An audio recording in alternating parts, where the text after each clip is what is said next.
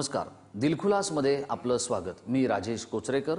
दिलखुलासमध्ये आपण चर्चा करणार आहोत गेली जवळपास 5 दशकं मराठी क्रीडा क्षेत्रावर गारूड करणारे आणि मराठी वृत्तपत्र सृष्टीतील आद्य क्रीडा पत्रकार असलेल्या विष्णू विश्वनाथ करमरकर तथा व्ही करमरकर नाशिककरांच्या बाळ करमरकरांशी आपण संवाद साधणार आहोत.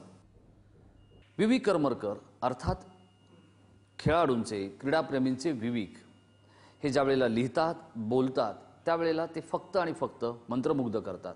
त्याच वेळेला काही चापकाचे फटकारे नकळत ते समोरच्यांच्या पाठीवर ओढूनही जातात. त्यांचे आसूड आजपर्यंत अनेक खेळाडूंनी अनुभवले आहेत. क्रीडा पदाधिकाऱ्यांनी, क्रीडा प्रशासकांनी आणि सरकारमधल्या दुड्डाचार्यांनी. अशा व्यक्तिमत्वाला आपण समजून घेण्याचा प्रयत्न करणार आहोत आणि ते आपल्यासमोर उलगडून घेण्याचा हा एक छोटासा प्रयत्न असणार आहे. करमरकर सर, आपलं दिलखुलासमध्ये स्वागत. धन्यवाद. नाशिक ते मुंबई, मुंबई ते जपान, जपान ते दिल्ली असा संपूर्ण देशाचा आणि आशिया खंडाचा प्रवास झाल्यानंतर आपण या टप्प्यापर्यंत आलेलो आहोत की मराठी वृत्तपत्र सृष्टीतील आद्य क्रीडा पत्रकार होण्याचा मान तुम्हाला मिळालेला आहे. आणि राज्याचे मुख्यमंत्री असो किंवा विक्रमादित्य सुनील गावस्कर या सगळ्यांनीच तुमच्या लेखनाची, तुमच्या कामाची श्रद्धेनं आदरानं दखल घेतली. नाशिकमधून निघालेले तरुण करमरकर जे मुंबईत शिक्षणासाठी आले, म्हणजे डॉक्टर करमरकरांचा मुलगा, कुटुंबातला बाळ ज्यावेळेला मुंबईत आला आणि महाविद्यालयीन शिक्षण किंवा मोठे होण्याची झेप घेण्याच्या स्वप्नात होता, त्यावेळेला कधीतरी असं वाटलं होतं की इतकं लोकांचं प्रेम, आदर, दरारा आणि अवतरण चिन्हातली दहशत ही मराठी मनांवर, मराठी क्रीडा रसिकांवर सोडता येऊ शकेल? नाही, थोडंसं तुम्ही अतिरंजित केलेत, पण गंमत असं नाही वाटलं होतं कधी. म्हणजे आणि खरं असा मनात विचारही येत नव्हता की उद्या काय होईन, परवा काय होईन, 50शीला काय असेल, 60ला काय, असं मनात विचार आला होता. आजचं काम आहे ते आज करावं आणि तिथे तो दिवस संपायचा. म्हणजे पुढे आपण काय होऊ, कसं शेप होईल, एक मार्ग ठरलेला होता, त्या मार्गाने जात होतो. त्यामुळे असे विचार मनात आले नव्हते. पण आज मागे वळून पाहिलं तर वाटतं आपण काहीतरी थोडीफार वाटचाल केलेली आहे. पण डॉक्टर वडिलांचा मुलगा हा पत्रकार झाला आणि तोही साधासुधा नव्हे तर दखल घेण्या इतपत, विशेषतः ज्याला आज आपण इम्पॅक्ट पत्रकारिता म्हणतो, अशा पद्धतीची पत्रकारिता तुम्ही केली. तुमच्या महाराष्ट्र टाइम्सच्या पहिल्या लेखाच्या छपाईनंतर भारताचे 2 कर्णधार, 2 मोठे खेळाडू टाइम्सच्या कार्यालयात आले, महाराष्ट्र टाइम्सच्या. त्याच दिवशी तो धडाका सुरू झाला होता. नरी कॉन्ट्रॅक्टर आणि पॉली उमरीगर हे आले होते. इथे गंमत बघा, ते दोघेही मराठी भाषी नाही आहेत आणि तरीही तुमच्या लिखाणानं त्यांना महाराष्ट्र टाइम्सच्या वर्तमानपत्रात यायला भाग पडलं. तुमचे संपादक खुश झाले होते. तर महाराष्ट्र टाइम्समधला जो प्रवास, ते जे दरवाजे आहेत ते तुम्हाला का उघडले गेले आणि ते कसे उघडले गेले? नाही, 2-3 गोष्टी आहेत राजेश. बघ, आता हेच मी नाशिकच्या रसरंग साप्ताहिकात लिहित होतो. नंतर SN जोशींच्या जे संपादक होते त्या लोकमित्रमध्ये लिहित होतो, तिथेही दखल घेतली गेली. पण इथे शेवटी टाइम्स एक खूप मोठं व्यासपीठ आहे. म्हणजे आज देशातलं सर्वात मोठं पत्रकारितेतलं व्यासपीठ कुठलं असेल तर टाइम्स समूह आहे. आणि मुंबईत त्यावेळेला महाराष्ट्र टाइम्स होता. आज तशी अवस्था आहे की नाही, हा विवाद्य मुद्दा होऊ शकेल. पण हे जर लक्षात घेतलं तर जे यश मला तेव्हा मिळालं, जे महाराष्ट्र टाइम्सला यश मिळालं, त्याचाही तो एक भाग होता. आणि लोकांना काय होतं, खूप अतृप्त त्यांच्या इच्छा होत्या की त्यात खेळांच्या बातम्या याव्यात. अरे, आम्ही इंग्लिश वर्तमानपत्र वाचतो, आमच्या मराठीत का नाही? तर त्या मराठीत, हा शेवटी मातृभाषेचा प्रश्न आहे आणि माझ्या मायबोलीत, माय मराठीत हे येतं आहे. ह्यामुळे लोकांना ते खूप आनंद झाला की अरे हे सोपं आहे, हे का नव्हतं येत इतके वर्ष. आणि काही साखळी गटातली वर्तमानपत्रं होती, त्यांनी पण नाही दिलं. काही वर्तमानपत्र होती जी राष्ट्रीय चळवळीतली, म्हणजे केसरीसारखं असेल, काही महाराष्ट्र चळवळीतली, म्हणजे जसं आचार्यात्र्यांचा मराठा किंवा SN जोशींचं लोकमित्र, अशी वेगळीच ही होती. काही दैनिक होती, काही साप्ताहिक होती. पण ती व्यावसायिक स्वरूप नव्हतं. तर टाइम्सला आल्यावर पुरं व्यावसायिक स्वरूप आणि परिपूर्ण पेपर असावा अशी कल्पना. आणि यात मग पुन्हा एकदा सांगायचं तर नेहमी जे म्हणतो, जे म्हटलंच पाहिजे, कर्तव्यच आहे की ह्याचं काही बरं श्रेय वाभं करणे. आमचे जे पहिले संपादक होते की त्यांनी ही दृष्टी ठेवली, व्यवस्थापनाला ते पटवू शकले की खेळांसाठी निदान एक फुल टाईम माणूस असला पाहिजे. आता आज तू म्हणशील एक फुल टाईम आहे काय विशेष आहे, आज असं वाटतं कारण आज 40-50 मराठी मुलांना नोकऱ्या मिळाल्या, दैनिका चॅनल्सवर अशा एवढ्या मिळालेल्या आहेत आणि चांगलं झालं, अजून वाढायला पाहिजेत. ते 40-50 ते 100-125 व्हायला पाहिजेत, तेव्हा ती एक एक खाती परिपूर्ण होतील डिपार्टमेंट्स. पण तेव्हा कोणीच नव्हतं, ही सुरुवात होती. तर ते श्रेय कर्णिकांचं आहे. आणि हे जे तू आत्ता म्हणालास की दोघं, पण मला एक सांगा की जेव्हा तुम्ही लिहिता त्यावेळेला तुम्ही काय लिहिताय हे समोरच्यांना कळत असतं, तुम्ही त्यांना प्रश्न विचारत असता, माहिती जमवत असता, त्याच वेळेला छातीत धस झालेलं असतं ते ऐकणाऱ्याच्या आणि लिहिणाऱ्याच्या. तुमची भाषा ही कधीच ज्याला आपण शिवराळ म्हणतो अशा स्वरूपाची नव्हती, पण त्या भाषेला स्वतःचे एक संस्कार, स्वतःची एक सभ्यता ही गेली 5 दशकं मराठी वाचकांना अनुभवायला मिळाली. ज्या दिवशी तुम्ही नरी कॉन्ट्रॅक्टर आणि पॉली उमरीगर यांना ठोकलत, आजच्या भाषेत जर म्हणायचं तर, तेव्हा तुम्हाला माहित होतं ते दोघं इथे येतील म्हणून? नाही, मी त्यांना टोकलं नाही राजेश, मुळीच टोकलं नाही. काय झालं, आपण 62 साली जेव्हा वेस्ट इंडिजला गेलो, तुला आठवत असेल तेव्हा चार्ली ग्रिफिथ वर येत होता आणि त्याने नरी कॉन्ट्रॅक्टरला एक बंपर आहे असं वाटलं, चेंडू उडाला नाही, नरी कॉन्ट्रॅक्टर खाली वाकले होते आणि त्यांना तो चेंडू लागला. आता तेव्हा हेल्मेट नव्हतं आणि ग्रिफिथच्या वेगाने आलेला चेंडू, जबरदस्त जखम झाली, शस्त्रक्रिया करायला लागली आणि खूप म्हणजे गंभीर परिस्थिती होती.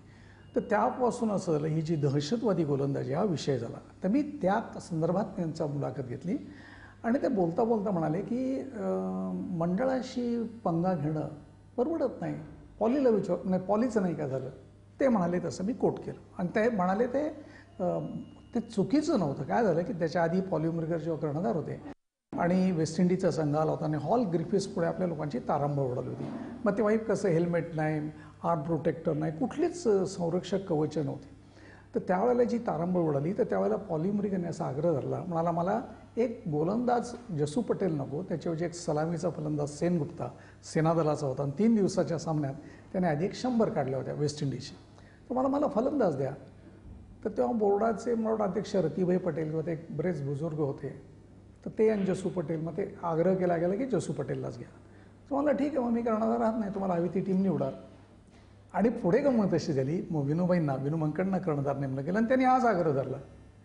म्हणजे पॉलिनचं म्हणणं, त्यांना खेळाडू म्हणून संघ निवडायचा होता, जिंकल्या हरल्याची जबाबदारी घ्यायची होती. तर तो उल्लेख नरींनी केला. तर मी पॉलिनला कोणीतरी, ते जरा काय होतं, त्यांचे संबंधात जरा तणाव आला होता की वेस्ट इंडिजला संघ जेव्हा गेला, अनेकांना असं वाटत होतं की पॉली उमरीगरनं कर्णधार करावं, केवढ्या अनुभवी माणूस आहे. नरींना केलं गेलं, नरीनची काही त्यात चूक नाही, मंडळाने केलं, ते कर्णधार झाले आणि ते इंग्लंड विरुद्धची मालिका त्यांच्या नेतृत्वाखाली आणि पॉली उपकर्णधारांनी जिंकून दिली होती. तर ह्या परिस्थितीत जो थोडासा तणाव आला होता, कदाचित कोणीतरी पॉलीना चावी मारली असेल, बघ तो काय म्हणतो. मग पॉली मला म्हणाले काय आहे, म्हणजे नोट्स दाखव तुझ्या. सुदैवाने नोट्स ठेवलेल्या होत्या, नोट्स काढत होतो, पाहिल्या त्याने. म्हणे ठीक आहे. त्यांनी बापू नाडकर आणि ACC त्यांना विचारलं, आपण हे माझे शेजारी, बापूने बाळा अशी काही चूक करणार नाही, जे काय तू बोललायस किंवा कोण बोललाय ते लिही.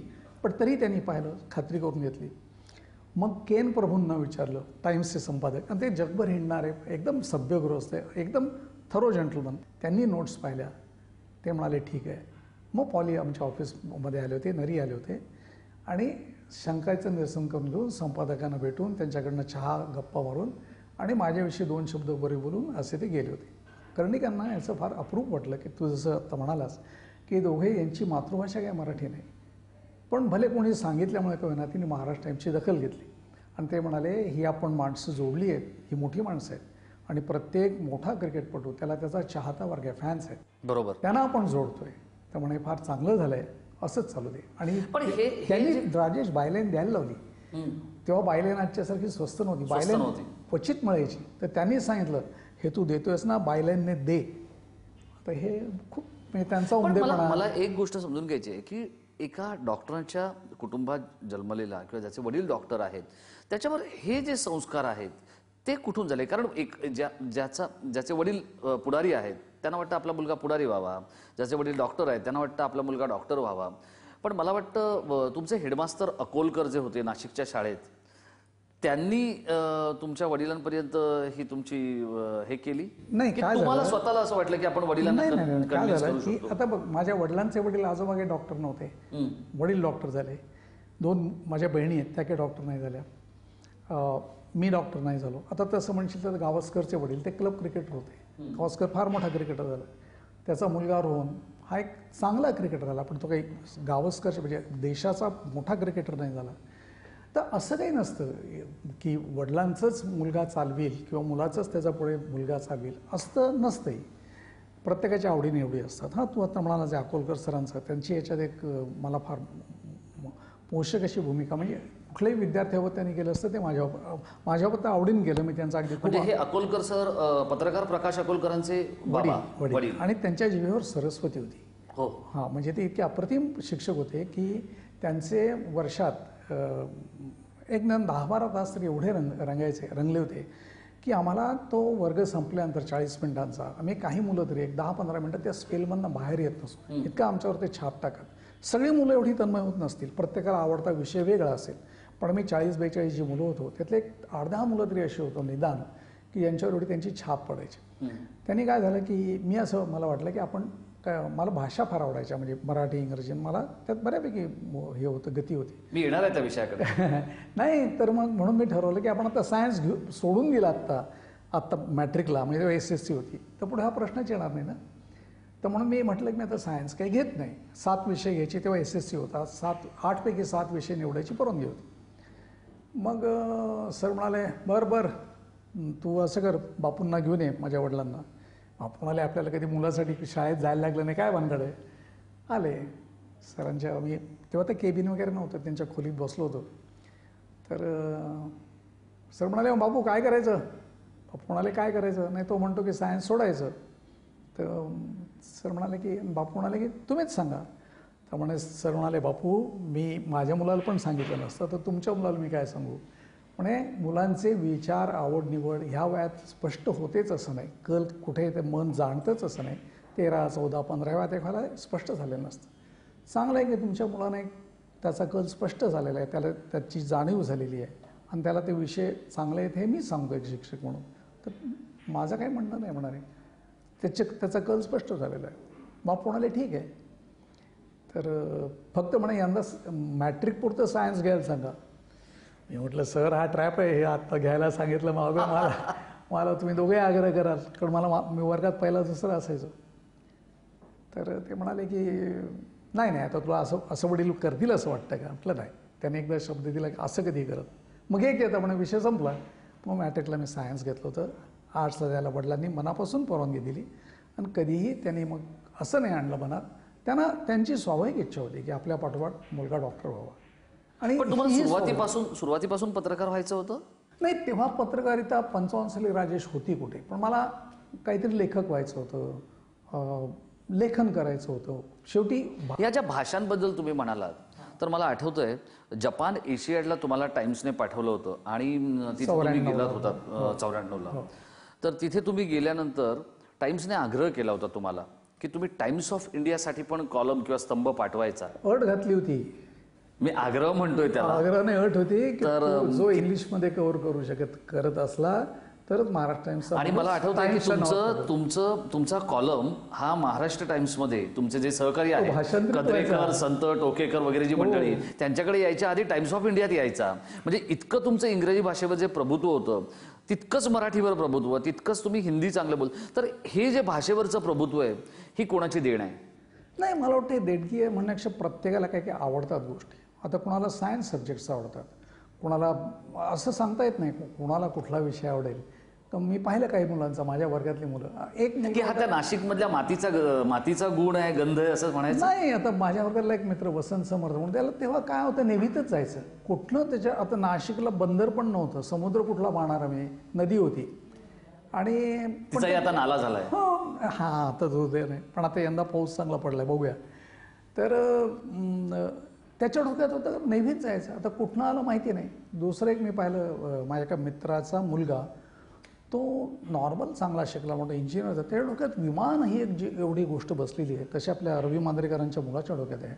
आता यांच्या डोक्यात विमानं कुठनं बसली, हे यांना विमानाची एवढी प्रचंड माहिती आहे की म्हणजे मांजरेकरांच्या मुलाचं तर मला माहिती आहे आदित्यचं, की एकदा त्याने अप्लाय केला आणि मोठमोठ्या लोकांना कॉल नव्हते आल्या, न्यायला आला, तो उडाला आणि त्याचे आजोबा उडाले. म्हणाले हे काय चाललंय म्हणून. मग त्याने कळवलं मी साधा. हे जेव्हा तुम्ही म्हणजे टाइम्स ऑफ इंडियासारख्या इंग्रजी म्हणजे त्यावेळेचा टाइम्स जवळपास 60च्या दशकातला 94 म्हणजे त्यानंतर त्याचे जे काही 94चा किंवा 84चा किंवा 70चा हा टाइम्स आणि आजच्या टाइम्समध्ये खूपच विलक्षण फरक होता. म्हणजे मग तुम्ही मगाशी ज्या बायलाईनचा उल्लेख केला तिथपासून ते स्टोरी कशी द्यायची इथपर्यंत. आता दैनिकं कमर्शियल झाली, पण तेव्हा कसदार होती सगळीच दैनिकं. हे आपल्याला इथे खेदानं का होईना पण मांडावं लागतं.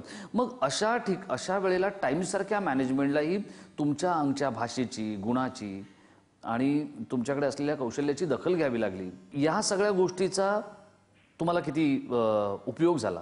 नाही, टाइम्सच्या व्यवस्थापनाला मी माहितीच नव्हतं. हे सगळं तळवलकरांच्यामुळे, तळवलकर, गोखले, दिनोरन दिवे यांच्यामुळे. म्हणजे त्यांनी जेव्हा शेवट घातली की हा इंग्लिशमध्ये कव्हर करेल का. ॲक्च्युली टाइम्सचे 2 प्रतिनिधी जाणार होते. तळवलकरांनी माझं नाव सुचवलं. इतक्या वर्षात कधी जमलं नव्हतं, त्यानंतरही जमलं नाही. काय तेव्हा लॉटरी लागली, माझं नाव सँक्शन झालं.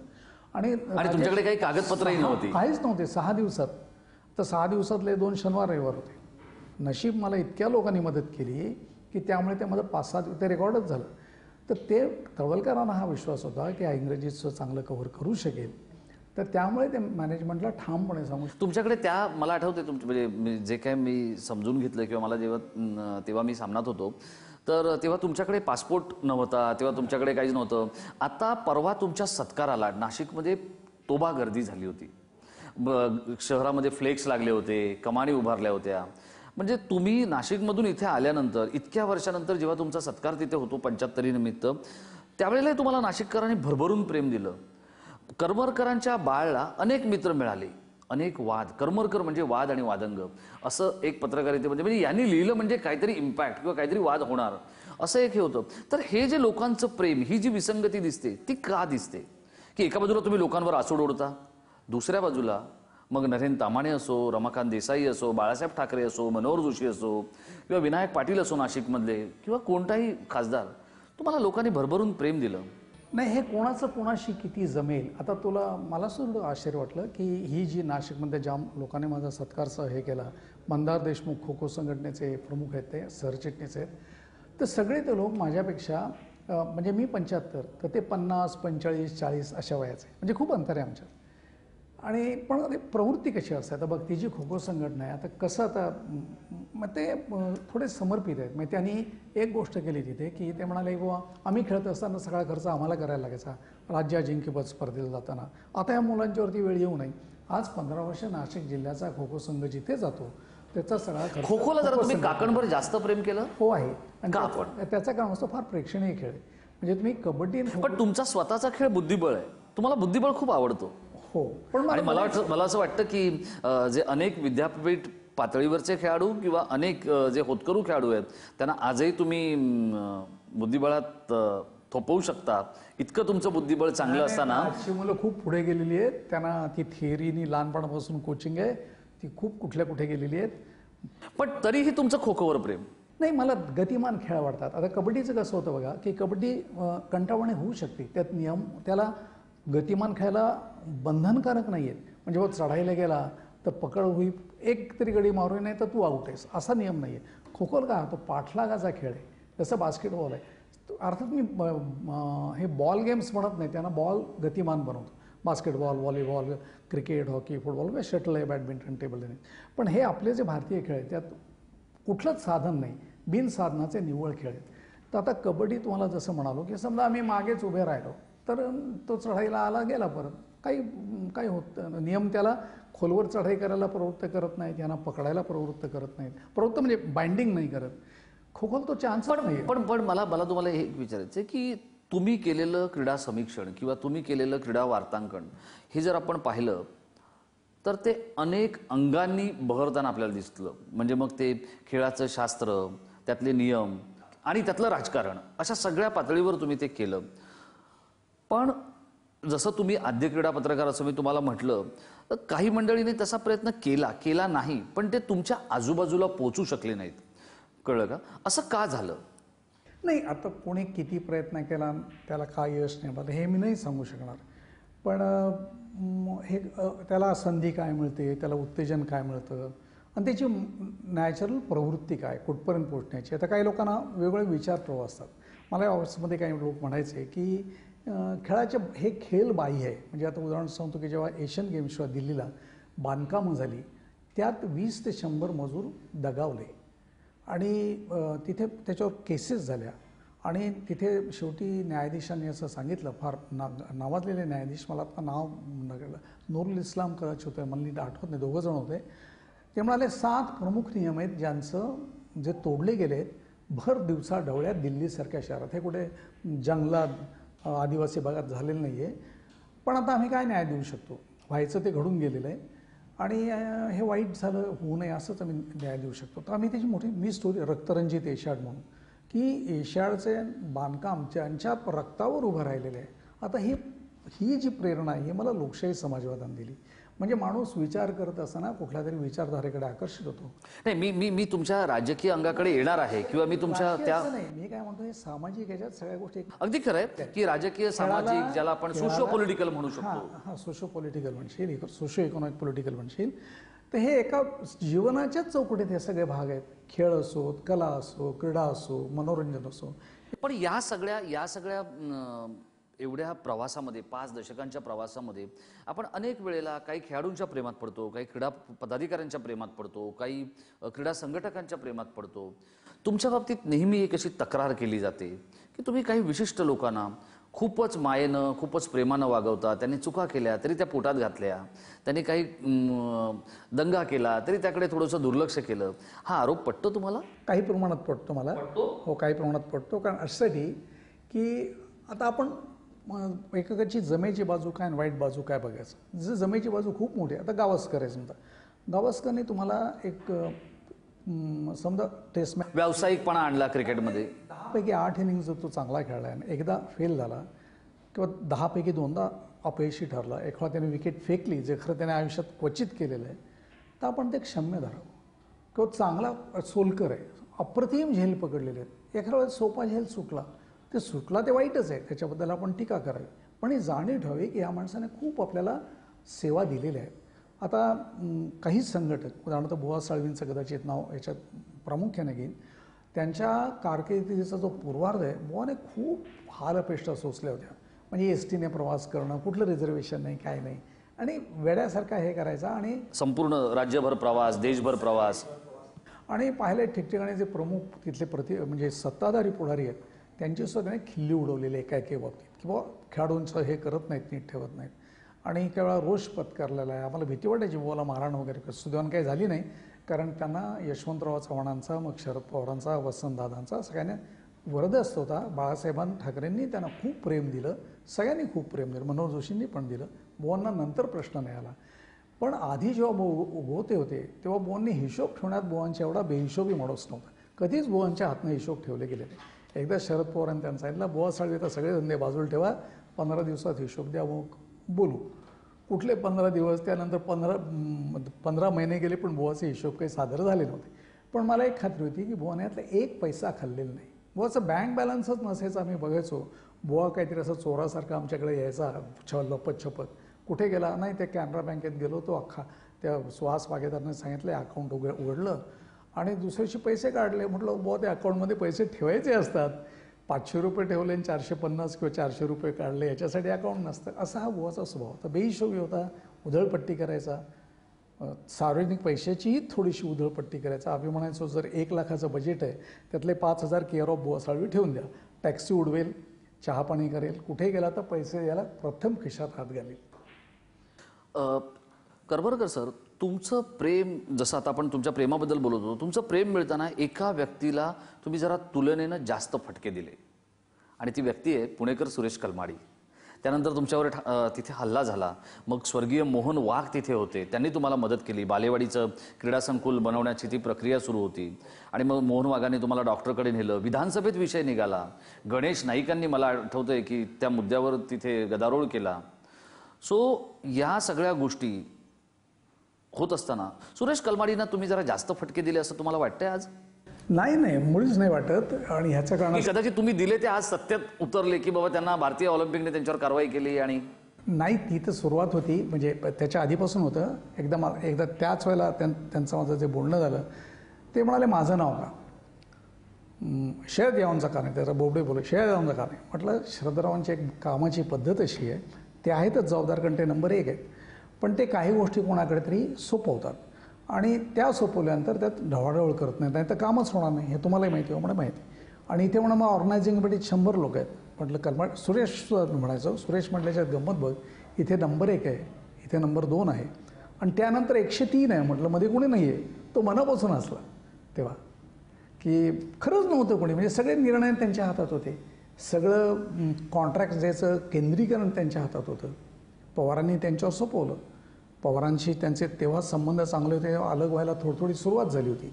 कलमाडींना कदाचित शरद पवार थोडे बाजूला करत होते आणि यांना आपलं राज्यसभेचं पुन्हा आपले फेरनियुक्ती पण मला हे संशयास्पद पण तुम्हाला असं वाटतं का की कलमाडींना तुम्ही जरा जास्त फटके दिले? नाही वाटत? नाही, मुळीच नाही वाटत. कारण असं की त्यांच्यात बदलच झाला नाही, त्यांनी स्वतःला सुधारलं नाही की त्यांना पुन्हा मी म्हणतो त्यामुळे आता त्यांना कॉमनवेल्थसाठी आतमध्ये जावं लागलं. हो, कारण तीच त्यांनी एक असं म्हणजे माजलेला भाग होता तो, पण मला आठवत आहे. आणि मी त्यांना पुन्हा सांगत होतो, 15 दिवसाचा जल्लोष, महिन्याचा जल्लोष, 2 महिन्याचा जल्लोष याने खेळाची बांधणी होत नसते. जगात जरा डोळे कडून तुम्ही हिंडता फिरता बघा, चीन कसं बांधलं गेलं, दक्षिण कोरिया कसं बांधलं गेलं, क्युबा कसं बांधलं गेलं. जल्लोषाची जागा आहे, त्याचं स्थान थोडं आहे. हे आहेत व्ही करमरकर. आपण त्यांच्याबरोबर गप्पा मारतोय. त्यांचे चिमटे आजपर्यंत गेल्या 50 वर्षात अनेकांना काढण्याची संधी त्यांनी मिळवली, ते काढले, त्याचे व्रण काहींवर राहिले. पण त्याच करमरकरांना असलेलं राजकीय अंग हे देखील विलक्षण आहे. त्यांची विचारधारा, त्यांच्यावरचे संस्कार, या सगळ्या गोष्टींकडे आपण येणार आहोत. पण तूर्त दिलखुलासमध्ये इथे घेणार आहोत एक छोटासा ब्रेक.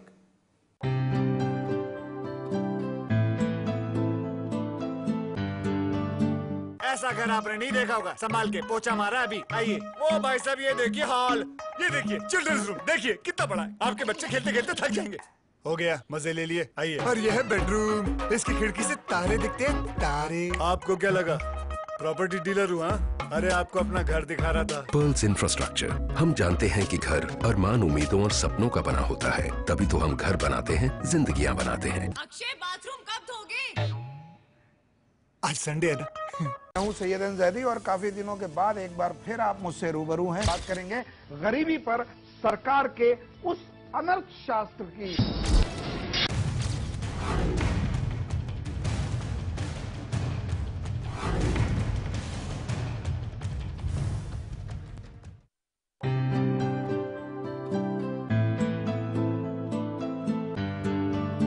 ब्रेकनंतर दिलखुलासमध्ये आपलं पुन्हा एकदा स्वागत. आपण मनमोकळ्या गप्पा मारतोय.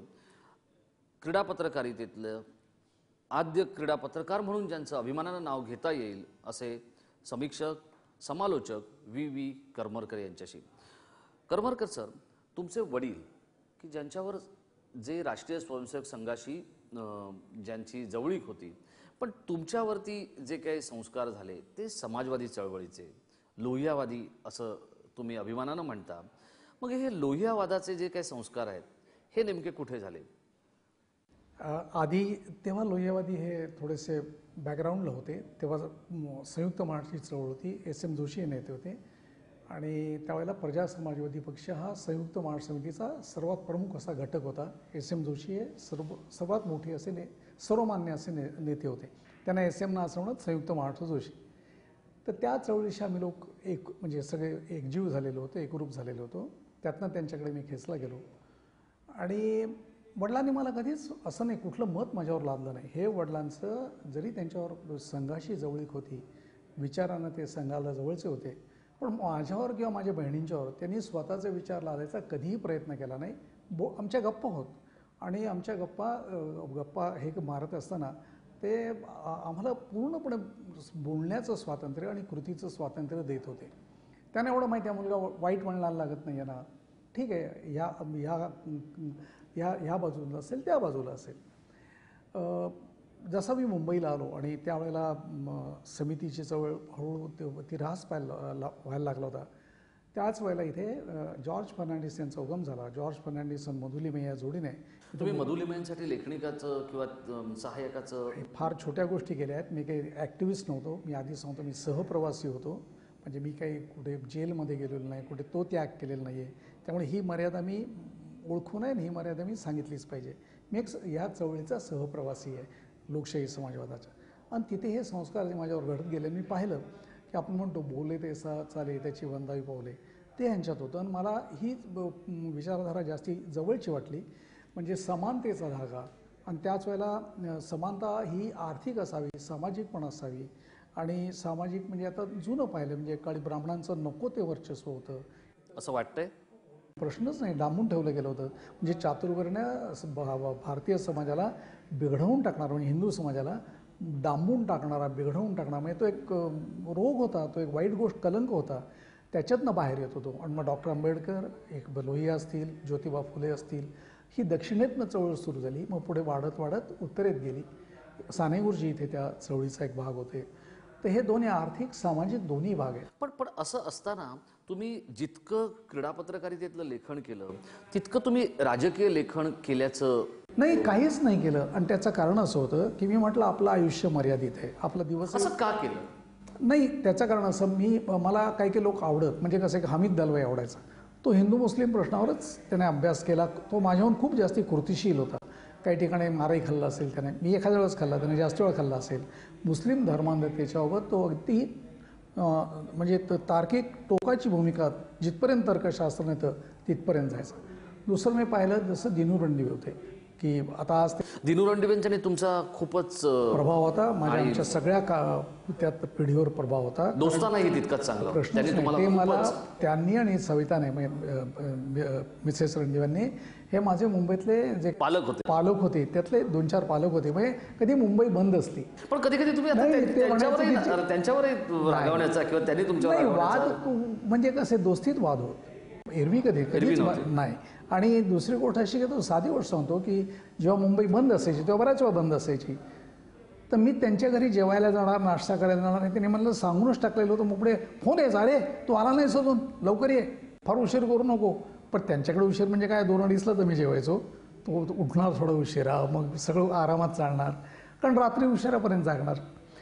दुसरं तसं अनिल वाकणकर माझं एक बरोबर आहे. मी अनिल वाकणकरांकडे येणार आहे, पण त्याच्या आधी तुम्ही आता पालक म्हणालात, मुंबईतले पालक म्हणून, तर मी इथे 2 नावं घेणार आहे. ती बघा तुम्हाला. आणि मला असं वाटतं की तुम्ही ह्या सगळ्या गोष्टींवर मनमोकळं बोलावं. तुम्ही इथे सिंगल्स किंवा जिथे आपण एकटे राहतो असं आपण म्हणू शकतो की तुम्ही आयुष्यभर अविवाहित राहिलात. पण त्याच वेळेला 2 मुंबईतले जे रेस्टॉरंट्स आहेत किंवा जे 2 हॉटेल्स आहेत, दत्तात्रय आणि प्रकाश, या 2 ठिकाणी सकाळी 10 वाजता करमरकर भेटणार म्हणजे भेटणार. हे जे दत्तात्रय आणि प्रकाश बद्दलचं जे तुमचं नातं आहे ते कसं आहे? नाही, आता जेवणासाठीची जवळ व्यवस्था राहणारी नाही, जवळ असणारी. मी जेवेनच असं नाही, तिथे पण नाश्ता नक्की व्हायचा. आणि घरी करण्यापेक्षा ते बरं पडायचं. आणि 4 मित्र आले तर गप्पा मारायला तेवढी जागा असते. आता तुम्ही घर, जागा नाही, 1 मिनिट, तर त्या मुख्य मुद्द्याकडे येतो. आणि म्हणून तुम्ही जे म्हणालात, जे दिनूचं तुम्ही आता घेतलं, तर तिथेच समोर अनिल वाकणकर म्हणून पॅथॉलॉजिस्ट होता. आणि त्याने मिसेस वाकणकरांनी, अनिल गेला दुर्दैवाने कॅन्सरने, खूप त्याने चांगला फाईट केली. सायनला राहायचा, माझ्या घरासमोरच त्याची लॅब होती, कुर्ल्याला पण एक लॅब होती. म्हणजे इतका मेहनती माणूस आणि सदैव हसतमुख. आणि त्याचे एक विशेष गुण असा, 100 माणसं, त्याचा पुढे परिवार वाढत गेला. आम्ही म्हणायचो टेंटॅकल्स वाढत आहेत. आणि प्रत्येकाच्या बाबत राजेश आला, त्याची काय अशी कंपार्टमेंट होती इथे डोक्यात, 50-100 लोक. मी अनिल वाकणकरांकडे येणार आहे. बघा की कुमार केतकर आणि तुमचे वैचारिक मतभेद होते, पण केतकरांनाही तो जवळचे होते आणि तुम्हालाही जवळचे होते. तर मला अनिल वाकणकर हे अनेकांना माहिती आहेत मुंबईमध्ये, जे क्रीडा, सामाजिक आणि वैचारिक क्षेत्रामध्ये किंवा शैक्षणिक क्षेत्रामध्ये काम करणाऱ्या, वैद्यकीय क्षेत्रातल्या काम करणाऱ्यांना अनेकांना अनिल वाकणकर आहेत. अनिल वाकणकरांचं हे जे वैशिष्ट्य होतं ते मला तुमच्याकडून समजून घ्यायचं आहे की अनेक वेळेला अशी गल्लत नाही व्हायची की केतकरांची आणि तुमचे असलेले वैचारिक मतभेद हे तुमच्या कधी दोस्तीत आले नाहीत, असं का झालं? नाही, कारण अनिल ते मान्य म्हणजे समजून घ्यायचा किंवा काही वक्ती त्याला माझं मत पटायचं. काही वेळेला तो कशी माझ्याशी तोंडावर हो म्हणत असेल, एका ते पटतही नसेल. ते दोघे डांगेंना आणि काँग्रेसला मानणारे जास्ती, कुमार केतकर काय किंवा अनिल वाकणकर काय. मग डांगे ही काँग्रेसला स्वतःला जवळचे मानणारे, पण ते त्यांचं मत आहे, त्यांना त्यांचं मत ठेवायचा अधिकार आहे. आणि अनिलने ह्या 2 गोष्टींची कधी गल्लत होऊ दिली नाही. त्याच्याकडे जे वेगळी माणसं आहेत, तऱ्हेतऱ्हेची माणसं आहेत. म्हणजे दिनू रणदिवे पण होता, जोही समाजवादी आहे. दुसरे काही होते मित्र, केतकर नंदू धनेश्वर वगैरे जे समाजवादी आहेत. काही केतकरांच्या परिवारातले होते जे काँग्रेसवादी आणि त्या काँग्रेसला जवळ असलेल्या उजव्या कम्युनिस्ट डांगेवादी होते. आणि काही लोक ह्यातले काहीच नव्हते, खेळातले होते. मग तो गजन गानला असेल, सायकलिंगमधला असेल, श्रेयस मस्कर किंवा कोणी मलखांबातले असतील, उमेश शेणॉय, उमेश शेणाय तो स्टॅम्प कलेक्टर असेल, रमेश वरळीकर जो सांख्यिकी असेल, कुणी माधव गोटस्कर जे क्रिकेट पंच आहेत ते त्या नात्यातले होते. अनेक लोक आहेत तिथे. बापू मालकम सायकलिंगमधला, जे कोण माझ्याकडे ते तिच्याकडे जातच. हे जे तुमचं घर आहे दादरला हेंद्रे च्या त्या बिल्डिंग इमारतीमधलं, जे आता रामालयाच्या बाजूला आहे, असं तर आता रामालय ही त्याची ओळख झाली. तर या घराचा, शिवाजी पार्क परिसराचा आणि एकूणच दादरचा तुमच्या विकासामध्ये खूप मोठा वाटा आहे, हे तुम्हाला आता कबूल करायचं आहे किंवा ते कबूल करण्या इतपत परिस्थिती आहे का? कारण अनेक जण रस्त्यावरून जातानाच तुम्हाला भेटायचे, काय बाळ कसं आहे. हो, दादर मध्यवर्ती येणार राजेश, तो फायदा मलाही खूप व्हायचा. कारण लोकांना माझ्याकडे येणं सोयीचं असायचं किंवा ते माझ्याकडे येत असत असंही नाही. तिथे कुठेतरी 4 ठिकाणी जायचं, जाताना बाळ्या ऐका चटकन बघायचं.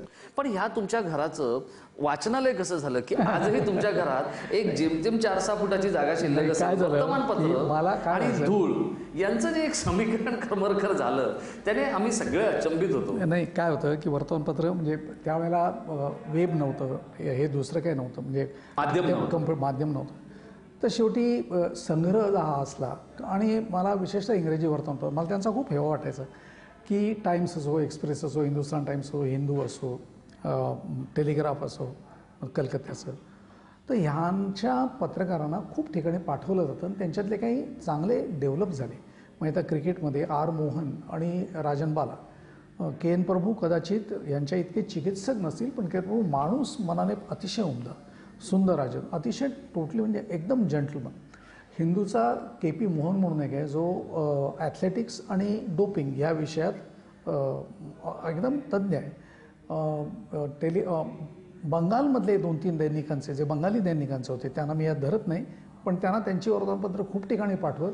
मुळे मराठी वर्तमानपत्रापेक्षा त्या दृष्टीने ती वर्तमानपत्र प्रगत आहेत.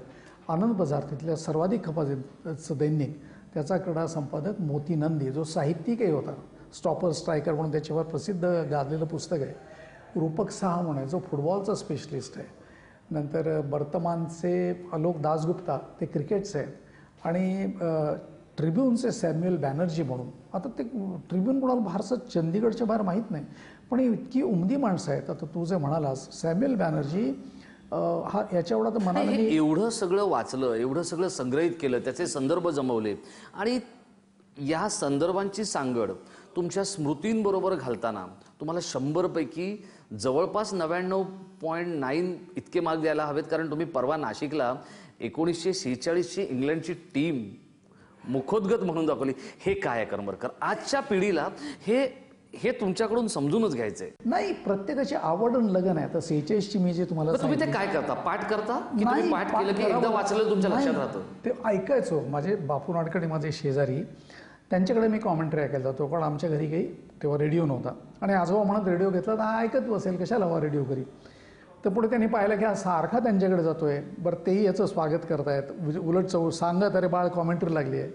आता 46 साली वयाच्या 8व्या वर्षी मला इंग्रजी थोडंफार कळायचं, थोडंफार, कारण 5वीपासून इंग्रजी होतं. पण त्या काही भाषा तोंडात कानात बसली, तोंडात बसली. ते वाक्प्रचार, ती नावं, कारण घरी टाइम्स यायचा, ते पुढे वाचायला मिळायचं, मी वाचायचो, आधाशासारखं वाचायचो. आणि काही अडलं त्यांच्याकडनं समजून घ्यायचो. बापू, त्याचे भाऊ सुरेशचंद्र म्हणजे छोटू, बाळ तिसरा भाऊ, यांच्याकडनं काही अडलं तर त्यांना एखादी गोष्ट माहीत नसली ते कोणाला तरी. हा, माझ्या वडिलांना खूप शौक. माझ्या वडिलांना चौरंगी पंचरंगी म्हणजे क्वार्टँग्युलर पेक्टँग्युलर सामने होत त्यांनी काही पाहिलेले, त्यांच्या आवडीचे ते विषय त्यांना खूप माहिती होती.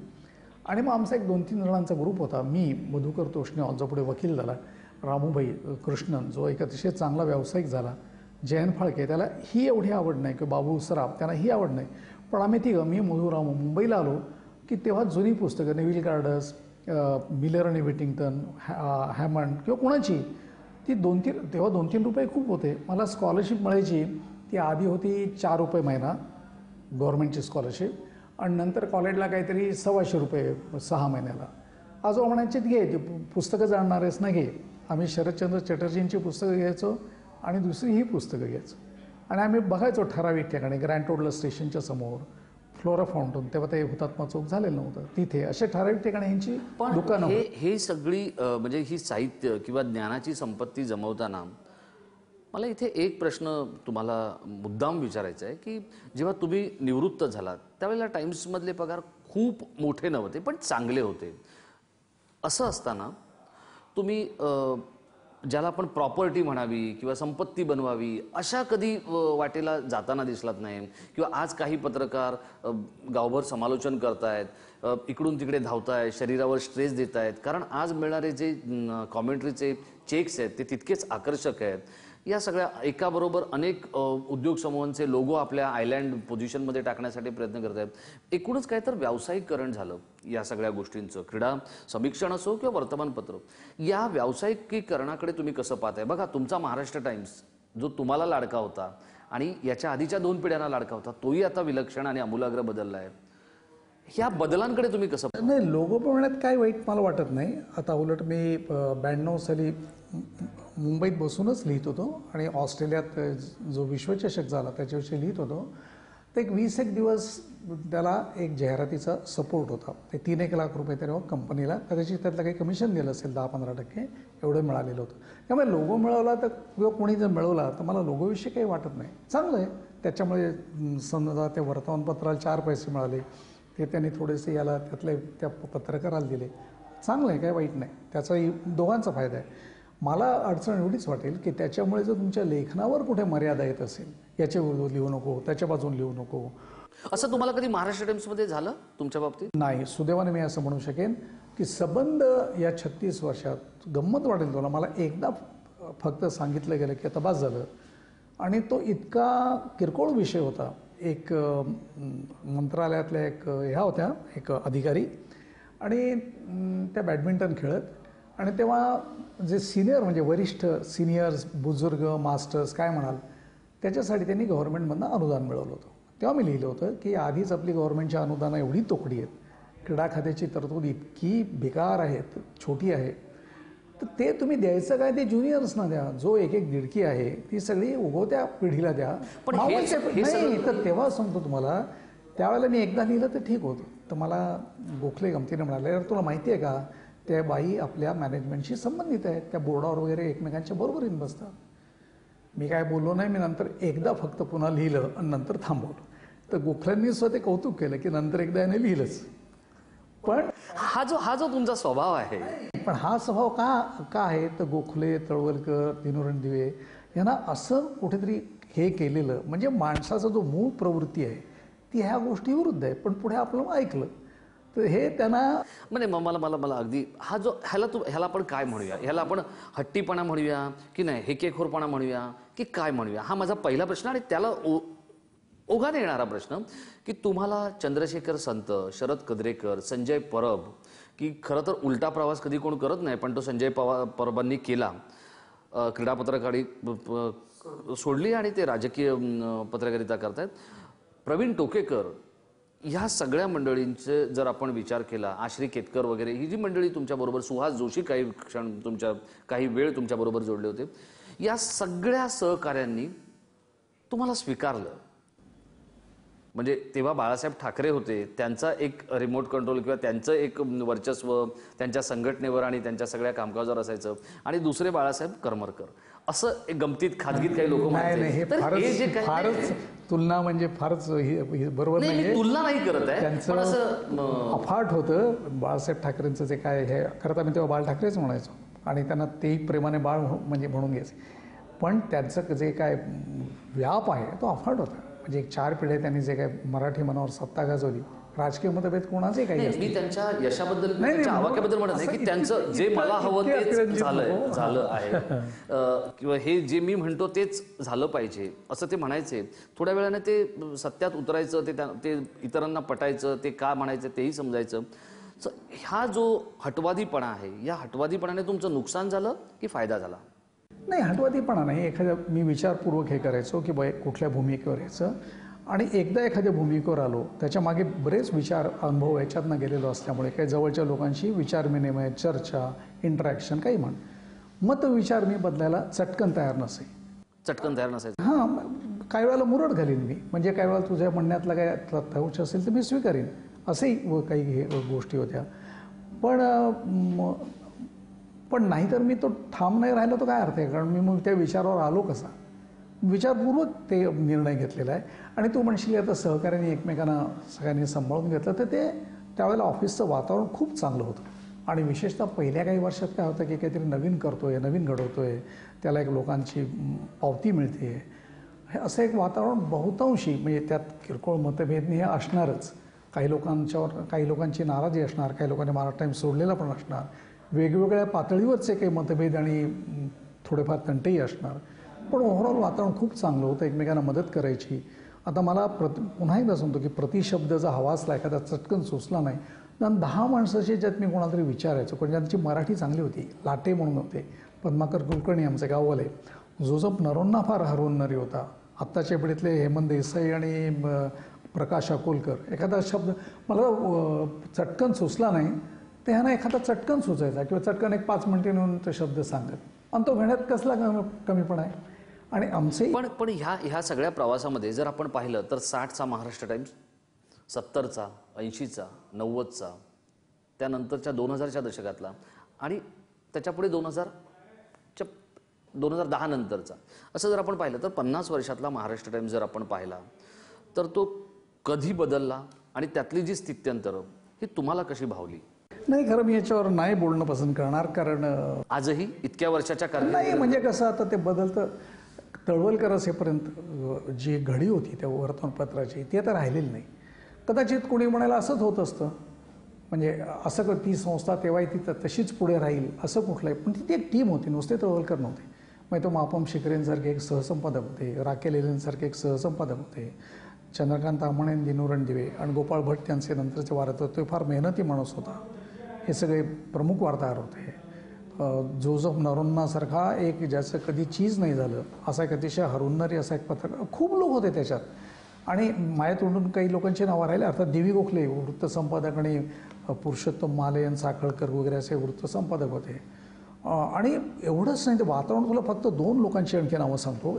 2 आमचे शिपाई होते, एक शिगवण म्हणून आणि एक उदय जाधव म्हणून. तर शिगवण क्रिकेटचा एवढा बारीक नजर असायची. 71 साली आपला संघ जिंकून आला वेस्ट इंडिजमध्ये, मग इंग्लंडच्याही टूरनंतर, आणि इराणी चषकाचा सामना होता. एकदम खूप पाऊस झाला त्यावेळेला, विजा चमकत होत्या आणि अंधारून आलं 4च्या नंतर. आणि त्या सुमाराला शेवटची जी काही षटकं टाकली गेली त्यात एक झेल पकडला गेला. तर तो यष्टीरक्षकाने पकडला का पहिल्या स्लिपमधल्या मोईंदरने. आम्हाला कळत नव्हतं, स्कोररला कळलं नाही, कोणाला कळलं नाही. तर शिगवण जो शिपाई तो आला, म्हणे साहेब मी सांगतो तुम्हाला. मोईंदरने असा हात वर केला, त्या मोठी चेंडू होता. आता तो बसला होता ईस्टँडमध्ये, तेव्हा प्रेस बॉक्सवर काही in line with the wicket नव्हता, तो 3rd मॅचच्या पोझिशनला होता. मी त्याच्यावर विश्वास ठेवला. दुसऱ्या दिवशी मी सकाळी गेल्यावर पहिले स्कोररकडे चेक केलं. तो तेव्हा ना ड्रेसिंग रूममध्ये गेले, जाऊन विचारून आला होता. त्याचं म्हणणं बरोबर होतं.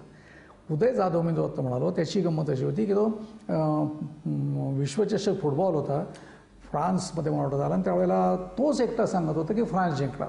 सगळे लोक ब्राझीलचं नाव घेत होतं. हा स्पर्धेच्या आधीपासून, आणि त्यातली तो कारणं सांगायचा. नाही, हा तर झाला एक भाग. पण या सगळ्या गोष्टींमध्ये आता तुम्ही इतकी 5 दशकांचा जी वाटचाल केली, अनेक लोक आले क्रीडा पत्रकार बनण्यासाठी, अनेक लोक त्या लाटेमधून बाहेर गेले, काहींनी वेगळी पत्रकारिता सुरू केली, काही दूरचित्रवाणी वाहिन्यांकडे गेले.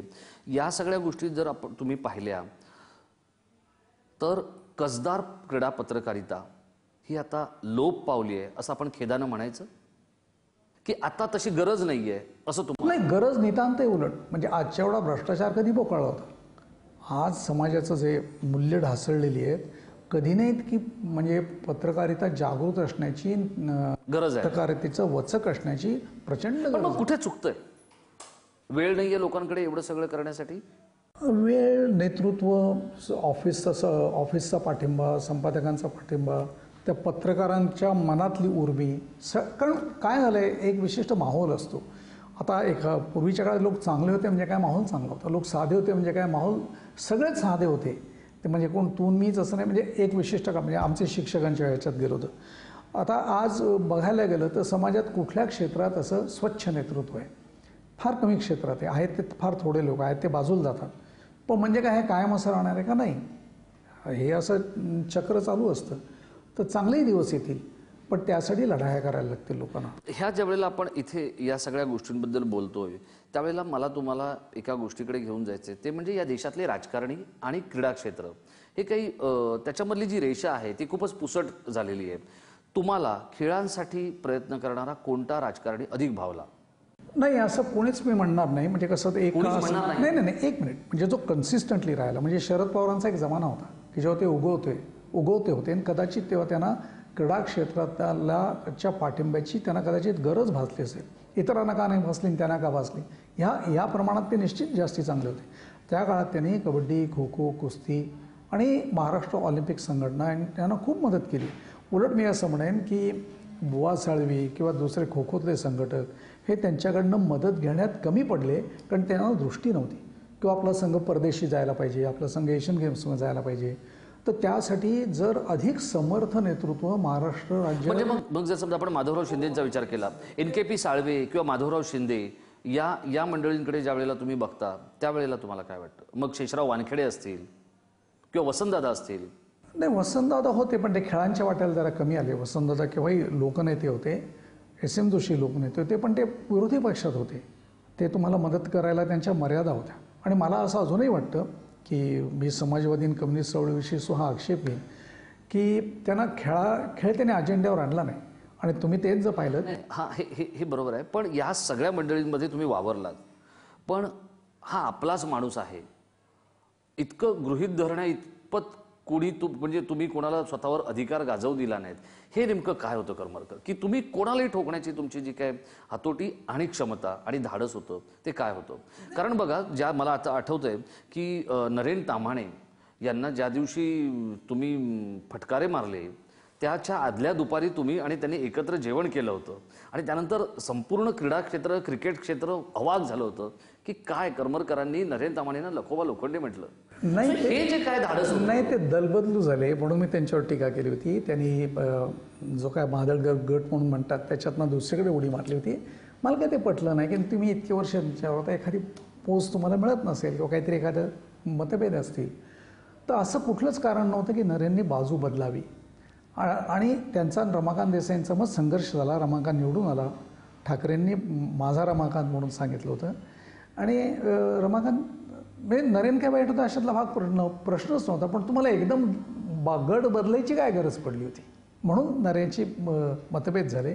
काही दिवस ते नाराज होते माझ्यावर, नंतर पुन्हा आमचे संबंध. पण हे कसं आहे बघा ना, तुमच्यावर अनेक लोक आजपर्यंत नाराज झाले गेल्या 50-60 वर्षामध्ये, पण त्यांची नाराजी पुन्हा दूर करण्यामध्ये तुम्हाला यश मिळतं, ते काय आहे?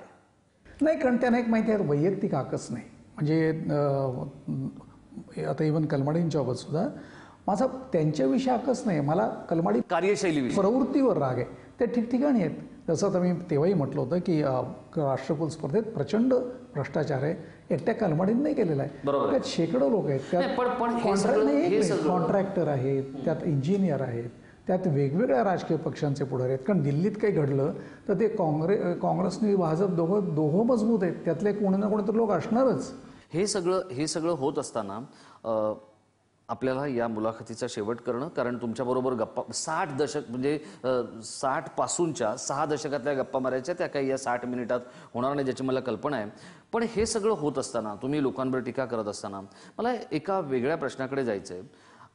तो प्रश्न म्हणजे तुमच्या आयुष्यातला सगळ्यात दुःखद प्रसंग कोणता आणि सगळ्यात सुखद प्रसंग कोणता? तुम्ही कोणतंही काम अर्धवट सोडत नाही. मला वाटतं तुम्ही 72-73ला कलकत्त्यामध्ये कसोटी सामना कव्हर करत होतात आणि तुमचे वडील गेले आणि तो सामना अर्धवट सोडून तुम्हाला यावं लागलं. तुम्हाला तुमच्या आयुष्यातला दुःखद प्रसंग कोणता वाटतो? नाही, मला तो दुःखद म्हणजे वडील गेले, नंतर काही वर्षांनी आई गेली, तो दुःखद होताच. पण तेव्हा मला एक गोष्ट फार लागली की वडील स्वतः एक निष्णात डॉक्टर, त्यांना म्हणजे त्यांना हार्ट अटॅक आला ऐकूनच मला आश्चर्य वाटलं. कारण ते इतके शिस्तबद्ध होते आणि त्यांना स्वतःची तब्येत कळायची, डॉक्टरच होते. आणि ते म्हणून पथ्य, आता म्हणजे समजा एक भाकरी खायची तर ते 3 चतकोरच खातील ते. आणि त्यांची नाईची त्या पिढीचीच संबंध मनाची धारणा अशी की आपला त्रास कोणाला होऊ नये, मुलांना पण होऊ नये. अहो म्हटलं तर मला त्रास काय? आई पुन्हा तेच म्हणायची की माझा त्रास तो तुमच्या आयुष्यातला दुःख, तो दुःखाचा प्रसंग की त्यांना इथे मला असं वाटतं की ते ॲडमिट झाले. सकाळी एक स्पेशलिस्ट डॉक्टर ते बघून गेले आणि त्यानंतर 8 पासून 1 पर्यंत कोणी त्यांना, एक तिथे ज्युनियर मुलगा होता, वडिलांना तेव्हा काहीतरी एक पॅरालिटिक अटॅक आला किंवा असं काहीतरी झालं, त्यांना काहीतरी सांगायचं होतं पण ते सांगू शकत नव्हते. त्यावेळेला जर मोठे डॉक्टर चटकन आले असते तर कदाचित फरक पडला असता. आणि मला वाईट असं वाटलं, माझ्या ओळखीचे एवढे चांगले चांगले डॉक्टर, अरुण त्या चौधरी दिवशी हार्ट उपलब्ध होऊ स्पेशलिस्ट, नाही मी कलकत्त्यात, बरोबर. मी इथे असतो तर मी काही करून त्यांना घेऊन आलो असतो. पण इथे माझी बहीण होती, त्यांनी प्रयत्नांची पराकाष्ठा केली. तर मला तेव्हा एवढंच वाईट वाटलं की वडिलांना काहीतरी सांगायचं होतं आणि ते कन्व्हे करू शकत नव्हते. आणि राजेश, मला आणखी एक गोष्ट सांगतो, सुखद म्हणालास तर मला आई वडील गेल्यानंतर जसं आता तू दिनू रणदिवेंचं म्हणालास, अनिल वाकणकरचं म्हणालास, अरुण ठाकूर माझा मित्र आहे, अरुण रेखा त्यांच्याविषयी म्हणेन, आणि अधिक रवी मांजरेकर आणि त्याच्या फॅमिलीविषयी म्हणेन. तसंच मी आणखी म्हणेन माझ्या दोन्ही बहिणींच्या विषयी. इथे जी मुंबईत आहे रत्ना थोरात आणि दादासाहेब थोरात, आणि धाकटी बहीण माणिक आणि तिचे यजमान एअर कमोडोर मराठे. तिने तर मला दोनदा बरं नव्हतं उचल बांगडी करून पुण्याला घेऊन गेली. चल म्हणाले, आता तू इथे राहायचं नाही. ते आले होते, मला त्याविषयी घेऊन गेले, आणि इथे काय आम्ही कमिटीत होतो, मिटिंग होती. तर त्या सगळ्याला कोण उलट बरं वाटलं, तुझी कोणीतरी देखभाल करते, मिटिंगला काय ही नाही पुढच्या मिटिंगला येशील. तर ह्यांनी मला जे काय प्रेम दिलेलं आहे आणि सांभाळून घेतलेलं आहे. आणि माझी आई एकदा मला म्हणाली की अरे म्हणे, मला काळजी वाटायची की आम्ही नाशिकलो होतो मुंबई. मी आईकडे एक मिनिटात, माझी वेळ संपते, पण तरी मला तुमच्याशी बोलायचंच आहे. मला म्हणजे तुम्हाला राज्यानं क्रीडा संघटक केलं, तुम्ही क्रीडा संपादक म्हणून, पहिलं क्रीडा संपादक मराठीतले म्हणून तुम्हाला मान मिळाला. हे सगळं खरं असणाऱ्या करमरकरांचा बाळ हा खूपच मातृभक्त होता. तुम्ही आईबरोबर फिरायला जाताना आम्ही अनेकांनी पाहिलं आहे, तुम्ही आईची काळजी घेताना आम्ही अनेकांनी पाहिलं आहे, तुम्ही बहिणींवर प्रेम करताना आम्ही अनेकांनी पाहिलं आहे. तुमच्या लेखाच्या समारोपाचं जे वाक्य असतं ते प्रश्नचिन्हानं संपतं. तर याबद्दल मला एकदा आपण गप्पा मारताना सुनील गावस्कर असं म्हणाले होते की बाळ यार, ते प्रश्नचिन्ह काय आहे ते मला सांग. तर हे जे प्रश्नचिन्ह आहे, या प्रश्नचिन्हामध्ये जे दडलेलं आहे तेच व्ही करमरकरांच्या आयुष्याबद्दलही दडलेलं आहे, की त्याची उकल ही अधिक वेगळ्या आणि हातोटीनं करणं हे खूप कसबदार आहे, की ती कदाचित कोणाला शक्यच होणार नाही त्या प्रश्नचिन्हासारखी.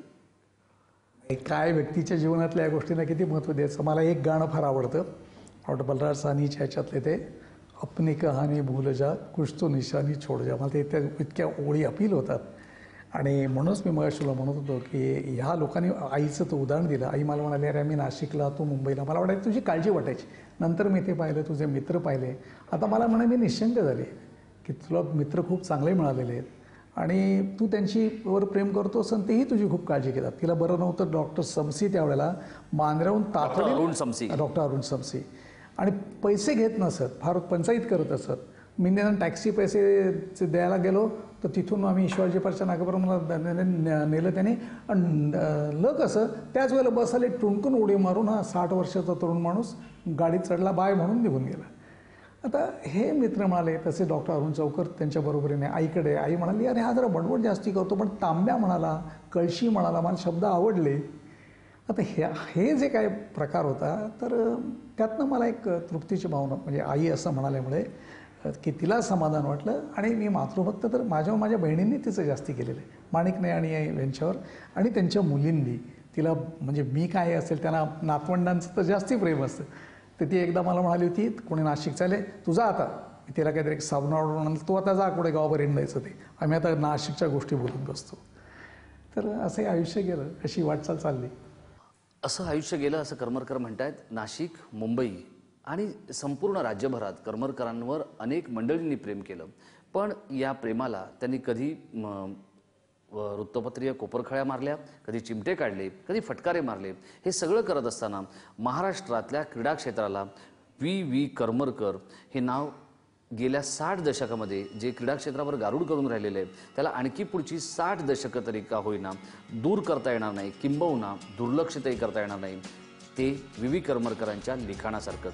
आपण त्यांनी नुकताच 75वा वाढदिवस साजरा केला आहे. आपण एक अपेक्षा करूया की आणखी पुढची 25 वर्ष ते अशाच पद्धतीत लिहित राहतील, ओघवतं बोलत राहतील आणि क्रीडा क्षेत्रातील दुड्डाचार्यांना चिमटेही काढत राहतील, कारण ती सध्या या देशातल्या खेळांची आणि खेळाडूंसाठीची गरज आहे. करमरकर, तुम्ही मैदानावरच्या शतकासारखं आयुष्यातलं शतकही साजरं करावं आणि ते तितकंच दिमागदार आणि डौलदार असावं, अशीच लेमन न्यूजच्या माध्यमातून आणि दिलखुलासच्या माध्यमातून तुम्हाला खूप खूप शुभेच्छा. धन्यवाद. जे काय असेल ते हिंड फिरता आयुष्य दे. धन्यवाद.